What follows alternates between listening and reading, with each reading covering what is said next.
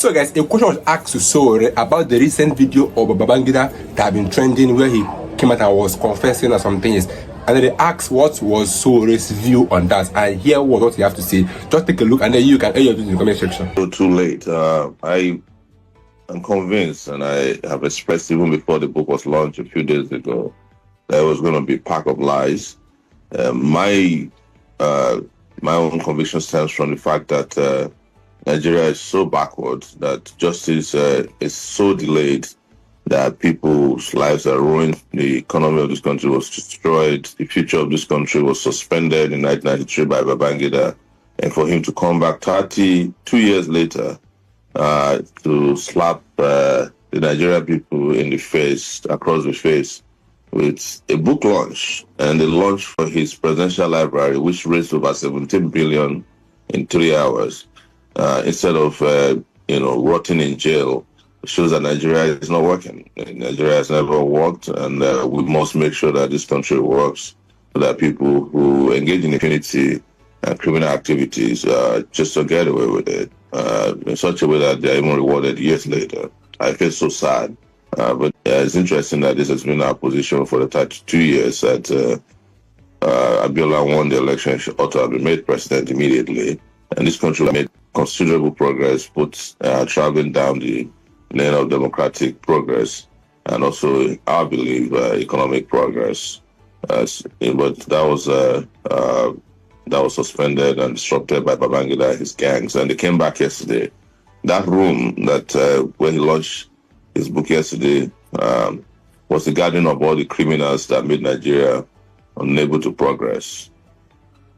IBB says he didn't personally annul the result of the election or the election.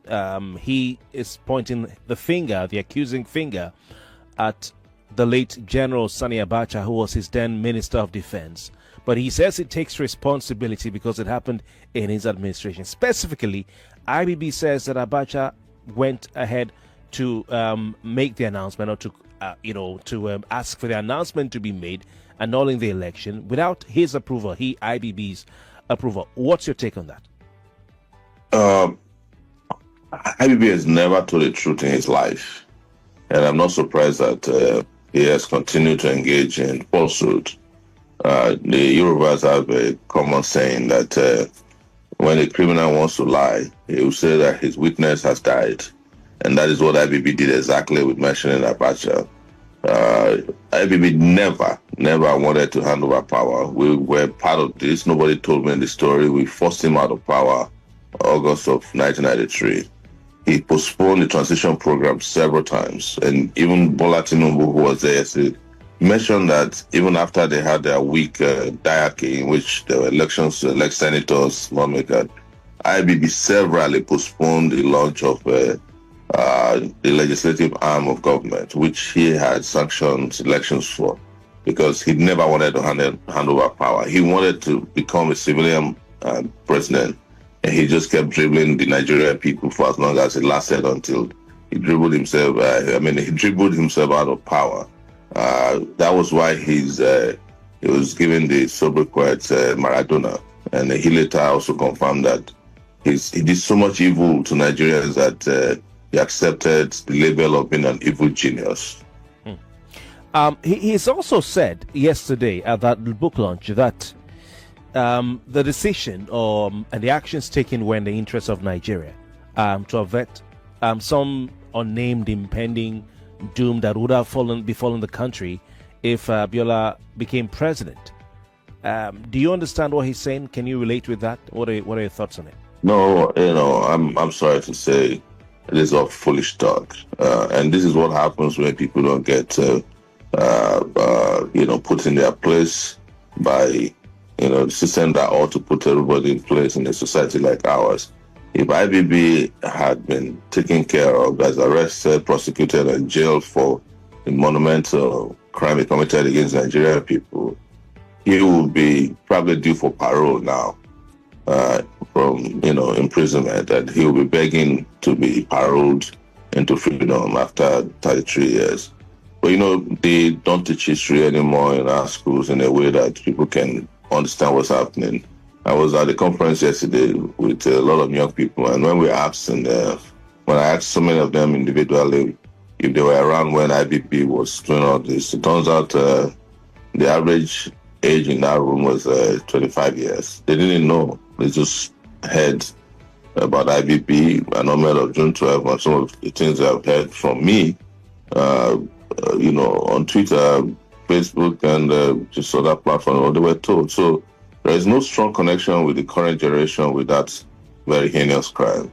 I must admit, and he knows that, and his collaborators and co-conspirators understand that Nigerians generally also have very short memory.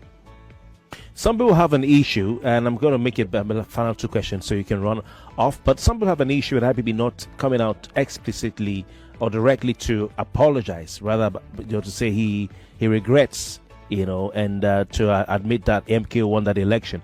Do you think that a direct apology is necessary from this man? No, an apology is unnecessary. It's punishment that is necessary.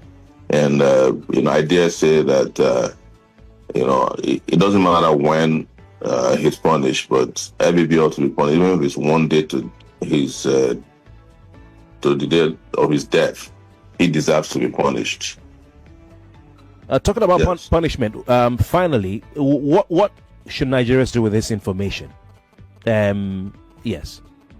I think, you must understand, if you are walking around in the world, or you're a citizen of the globe, you would understand that it's never too late to punish people for the crimes, especially when crimes against humanity is involved. As I speak with you, there are people who are still being punished for the Second World War. There are people who participated in Nazi concentration camps, who tortured people. They're in their 90s and they're still undergoing trial. Some are still going to jail. Yeah. When I arrived in the U.S., I think 1999 or thereabouts, the men who carried out the bombing of the Baptist church in Birmingham, I think, one of them was 84 years old. You can try and research it. And he was arrested. They just found out he was one of the people that carried out that crime in 1963. As 1999 or thereabout, they are still in jail as we speak, if they have not died. So there's no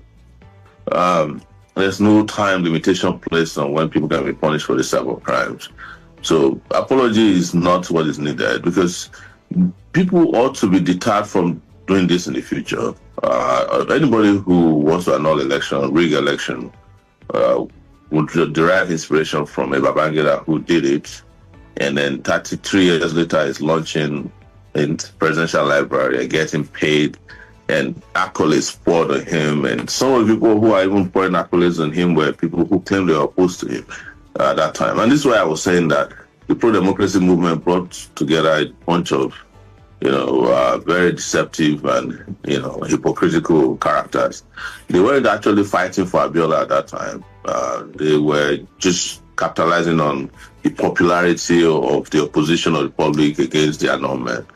And you see them now. They have come out and they are competing to donate money to Babangida. And nobody's talking about what happens to Abiola, whose future was destroyed. His wife was killed.